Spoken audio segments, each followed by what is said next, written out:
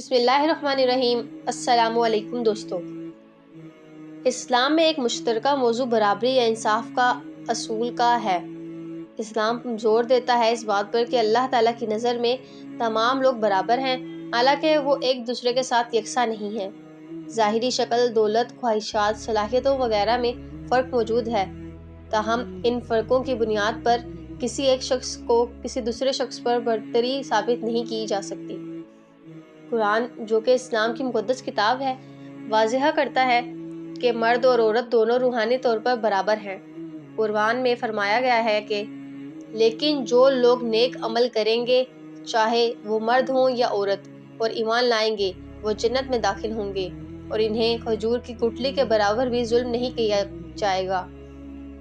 اس طرح عورتوں اور مردوں کے پاس ایک ہی مذہبی اور اخلاقی ذمہ داریاں ہیں، دونوں کسی بھی غلط عمل کے نتائج کا سامنا کرتے ہیں۔ تو ان کے رب نے ان کی دعا قبول کی، میں تم میں سے کسی کے عمل کو ضائع نہیں کروں گا، چاہے وہ مرد ہو یا عورت، دونوں کے لیے ان کے اعمال کا انعام برابر ہے۔ در حقیقت قرآن میں کہیں بھی یہ نہیں کہا گیا کہ ایک جنس دوسری جنس سے بہتر ہے۔ کچھ لوگ قوام یا خاندان کی ذمہ داری کو برتری کے طور پر غلطی سے ترجمہ کرتے ہیں، تاہم قرآن یہ واضح کرتا ہے کہ کسی بھی شخص کی دوسرے پر برتری کا واحد معیار تقویٰ اور نیکی ہے، اور کچھ نہیں۔ اے انسانیت، بے شک ہم نے تمہیں ایک مرد اور ایک عورت سے پیدا کیا اور تمہیں قوموں اور قبیلوں میں تقسیم کیا تاکہ تم ایک دوسرے کو جان سکو۔ بے شک تم میں سب سے زیادہ معزز اللہ کی نظر میں وہ ہے جو سب سے زیادہ پرہیزگار رہے۔ اللہ واقعی سب کچھ جاننے والا باخبر ہے۔ عورتوں کے لیے بہتر مالی تحفظ یقینی بنایا گیا ہے۔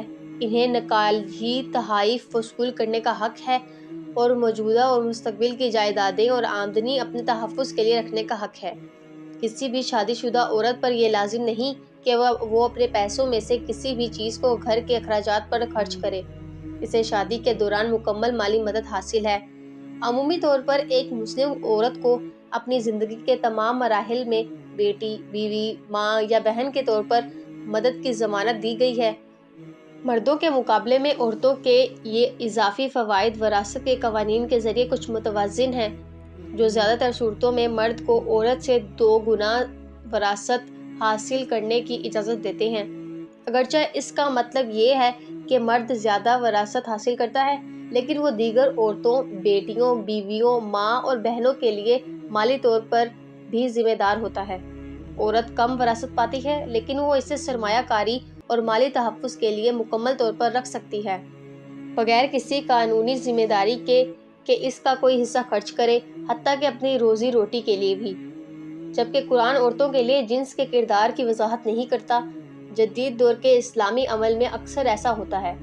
اس کی جزوی وجہ یہ ہے کہ مردوں اور عورتوں کو کبھی کبھی مختلف حالات، حقوق اور ثقافتی توقعات دی جاتی ہیں۔ بہرحال یہ نوٹ کرنا چاہیے کہ اسلام نے عورتوں کو برابر انسان کے طور پر تسلیم کیا ہے اور ان کے حقوق اور عزت کو 1400 سال سے بھی زیادہ پہلے قائم کیا، صدیوں پہلے، جبکہ مغربی ممالک میں جنس کی برابری کو بھی تسلیم نہیں کیا گیا تھا۔ نسل، رنگ یا سماجی حیثیت کے فرق محض حادثاتی ہیں۔ یہ اللہ کی نظر میں انسان کی حقیقی حیثیت پر اثر انداز نہیں ہوتے۔ مزید برآں، برابری کی قدر صرف آئینی حقوق یا اعلیٰ طبقے کے لوگوں کے معاہدے یا رحم دلی کا معاملہ نہیں ہے۔ یہ ایمان کا ایک جز ہے جسے مسلمان سنجیدگی سے لیتا ہے اور جس پر اسے خلوص نیت کے ساتھ عمل کرنا چاہیے۔ اس اسلامی قدر برابری کی بنیادیں اسلام کی ساخت پر گہرائی سے پیوست ہیں۔ یہ بنیادی اصولوں سے نکلتی ہیں، جیسا کہ نمبر 1، تمام انسانوں کو ایک ہی اور ایک جیسے ابدی خدا، جو سب کا اعلیٰ مالک ہے، نے پیدا کیا۔ نمبر 2، تمام نوعِ انسانی انسانیت کے دائرے میں آتی ہے اور وہ سب ایک ہی والدین آدم علیہ السلام اور حوا میں مشترک ہیں۔ نمبر 3، اللہ اپنے تمام مخلوقات کے ساتھ انصاف اور مہربانی کرتا ہے۔ وہ کسی نسل، عمر یا مذہب کے ساتھ جانبداری نہیں کرتا۔ پوری کائنات اس کی سلطنت ہے اور تمام لوگ اس کی مخلوق ہیں۔ نمبر 4، تمام لوگ برابر پیدا ہوتے ہیں، اس معنی میں کہ کوئی بھی اپنی ملکیت کے ساتھ پیدا نہیں ہوتا، وہ برابر مر جاتے ہیں۔ اس معنی میں کہ وہ اپنی دنیاوی چیزوں میں سے کچھ بھی واپس نہیں لے جاتا۔ نمبر 5، اللہ ہر شخص کا فیصلہ اس کی اپنی خوبیوں اور اعمال کی بنیاد پر کرتا ہے۔ نمبر 6، اللہ نے انسان کو عزت اور وقار کا عنوان عطا کیا ہے۔ یہ کچھ اصول ہیں جو اسلام میں برابری کی قدر کے پیچھے ہیں۔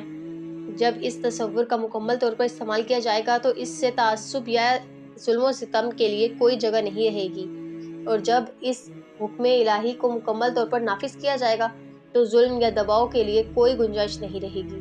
منتخب اور غیر منتخب لوگوں کے تصورات جیسے مخصوص اور مجرم نسلیں، سماجی ذات اور شہری جیسے الفاظ بے معنی ہو جائیں گے۔ نبی پاک صلی اللہ علیہ وآلہ وسلم نے فرمایا، اے لوگو، تمہارا رب ایک ہے اور تمہارا باپ ایک ہے، تم سب آدم کی نسل سے ہو اور آدم کو زمین سے پیدا کیا گیا۔ وہ تم میں سے خدا کے نزدیک سب سے زیادہ عزت والا ہے جو سب سے زیادہ راست باز ہے۔ کسی عربی کو کسی اجمی پر، کسی اجمی کو کسی عربی پر، کسی رنگین کو کسی گورے پر یا کسی گورے کو کسی رنگین پر فضیلت نہیں سوائے تقویٰ کے۔ ایک اور روایت میں نبی کریم صلی اللہ علیہ وآلہ وسلم سے پوچھا گیا، انسانوں میں سب سے زیادہ پسندیدہ کون ہے؟ تو انہوں نے فرمایا، وہ شخص جو لوگوں کے ساتھ سب سے زیادہ نیک سلوک کرتا ہے۔ مسلمان قوموں کے طور پر ہمیں اب بھی قرآن میں جو کچھ مقرر کیا گیا ہے اسے قائم کرنے کے لیے مزید کام کرنا ہے۔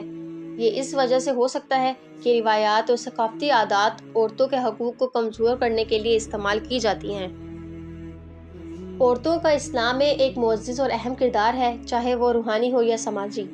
اسلام مردوں اور عورتوں کے درمیان اللہ کے ساتھ تعلق میں برابری پر زور دیتا ہے۔